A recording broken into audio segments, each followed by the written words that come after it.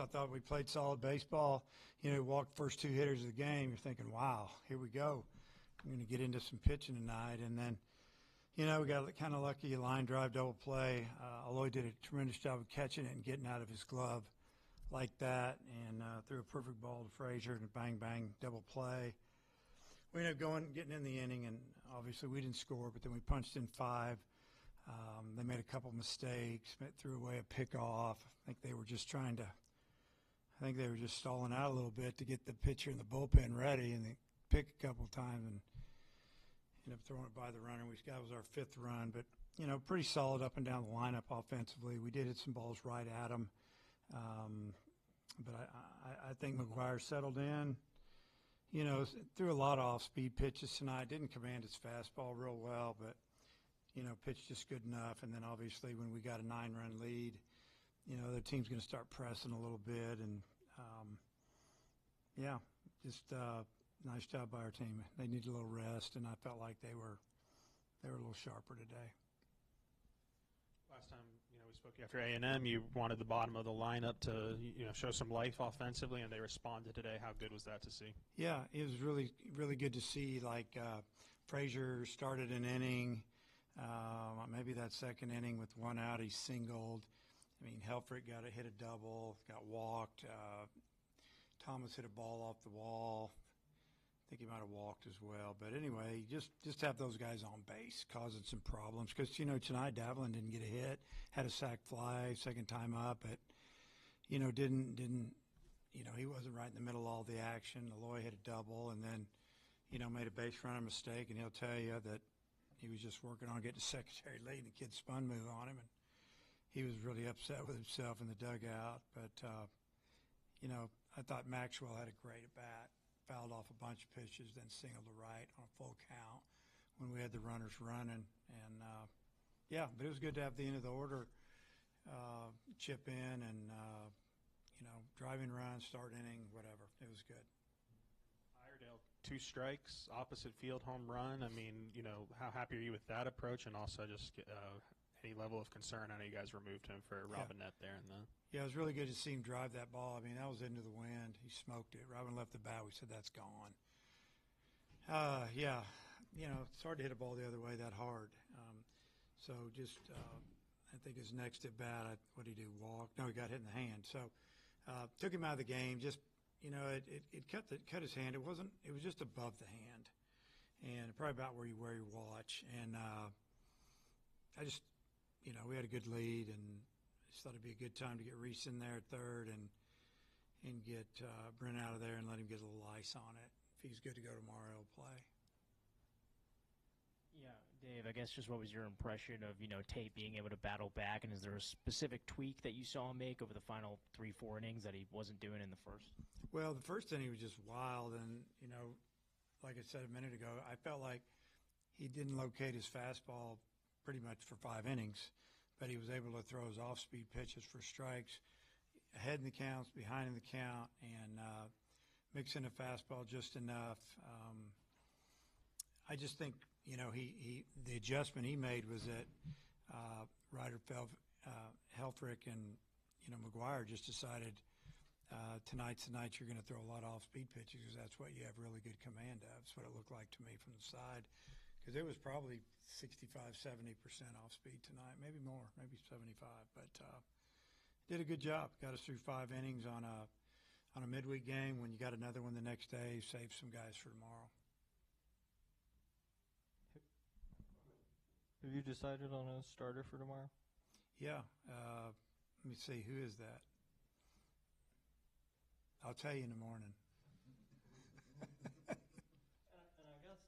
Not just more big picture. Not every school, goes for these double midweeks. And just maybe what's the value at this point in the season of playing 2? Maybe none. Maybe getting some guys some work.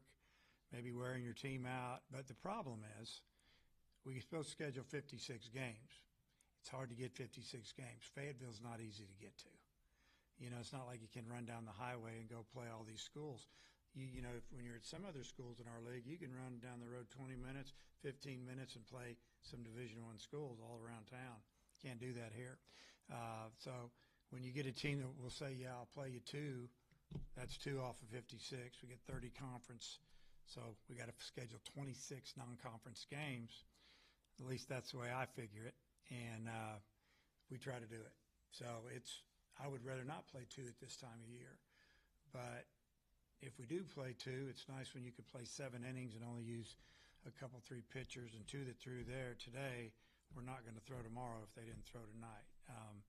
But the other schools play 2, but a lot of them play early. We have trouble getting teams to play us 2 early, and then the other issue is our weather. It's not like we know it's going to be 70 and sunny like it is in San Diego. So it's you just get it when you can, and some years it's a good thing, some years it's not. I mean, I didn't like playing Friday, Saturday, Sunday last weekend and playing extra innings on Sunday, playing a team that's playing Thursday, Friday, Saturday, and they sat at home, and their pitch was a lot more rested than mine. We played 7 games in 8 days, so you can tell how I feel about all this. It's just the way you do, because that's what the schedule tells you to do. It's baseball. It's the up and downs of the game. You win and lose. You can call it a skid. You can call it whatever you want. I call it baseball. You brought Carson in there for the 7th when you're up 10 runs. Were you treating that like a closed situation? We were treating it like we needed to get him inning to pitch, and if it was 2-1 or 22-1, he was going to pitch tonight. And whether we were winning or losing, because he's not pitching tomorrow, because we'd like to have him available for Friday. Same with Carter. We just kind of like get him a bullpen, and it leaves us, approximately 8 guys for tomorrow if we need to throw them. But yeah, you have to be. These Tuesday, Wednesday games between conference, and then the crazy thing about this, the way we travel and different things, we're telling guys to pack their bags, bring their bags today, so they can get on a bus that's dead headed to Florida when we're supposed to concentrate on playing today and tomorrow. But we're packing our bag to go to Florida. So I give our team a lot of credit for what they did tonight because they stayed focused, they took care of business, and all their bags for Florida are piled outside our locker room. The bus has probably already picked them up and are on their way now. I mean, there's a lot that goes on behind the scene that people don't know.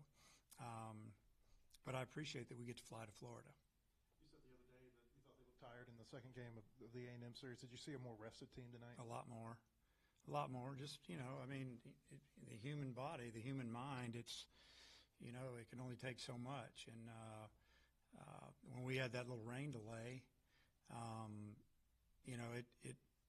it was hard to get it going again a little bit, as tired as they were. I know how tired I was. I know how tired the coaches were. So I know the players are more tired than that. They play and run and hit and do all the other stuff. But, we should have played that game earlier. We should have started at 12. But that's another story. I don't want to get into it. And then you said pregame Hunter Dietz might throw during this midweek. Last time we asked you about him, yep. I think you said his velocity wasn't quite what you wanted to see yet. What have you seen recently? Yeah, his velocity got up his last outing. He was on the 30-man roster this past weekend. I guess that slipped by a lot of people because I've had like 3 guys ask me if he was going to pitch in the last couple of days, and my comment was, well, he was available to pitch on the weekend because of what he did. I think it was either Monday or Tuesday when we were inside. I think it was Monday, and he threw. He threw really well, best he's thrown.